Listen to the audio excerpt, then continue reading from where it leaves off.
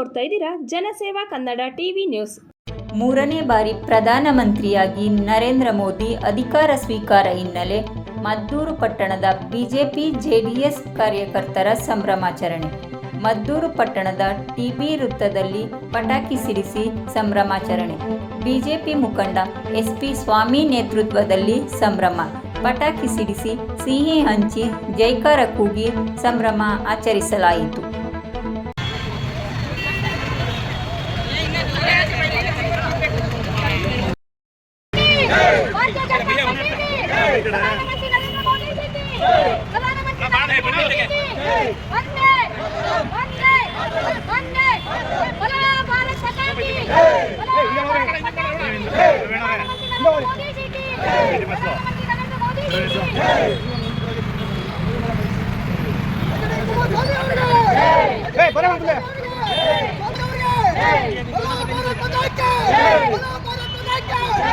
ಗಣಪತಿ ಬಾಯಿ ಮುಂದಕ್ಕೆ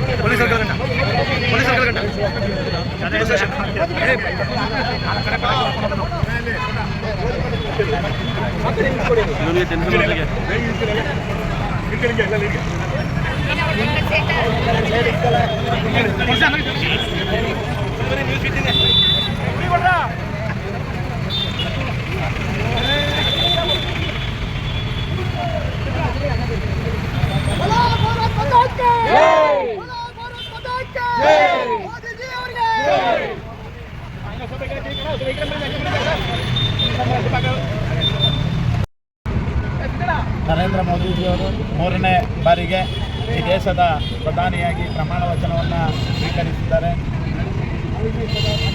ಜೊತೆಯಲ್ಲಿ ನಮ್ಮ ಜಿಲ್ಲೆಯ ಮಾಜಿ ಮುಖ್ಯಮಂತ್ರಿಗಳು ಈ ಸಾಲಿ ಅತಿ ಹೆಚ್ಚು ಬಹುಮತದಿಂದ ನಮ್ಮ ಜಿಲ್ಲೆಯ ಲೋಕಸಭಾ ಸದಸ್ಯರಾಗಿ ಆಯ್ಕೆಯಾಗಿ ನಿನ್ನೆ ದಿವಸ ಕ್ಯಾಬಿನೆಟ್ ದರ್ಜೆಯ ಮಂತ್ರಿಯ ಅವಕಾಶವನ್ನು ಮೋದಿಜಿಯವರು ಕೊಟ್ಟಿದ್ದಾರೆ.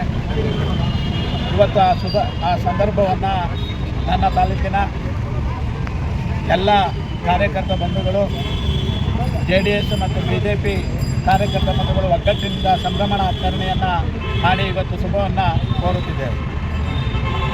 ರಾಜ್ಯದ ವರಿಷ್ಠರು ಮತ್ತು ದೇಶದ ವರಿಷ್ಠರು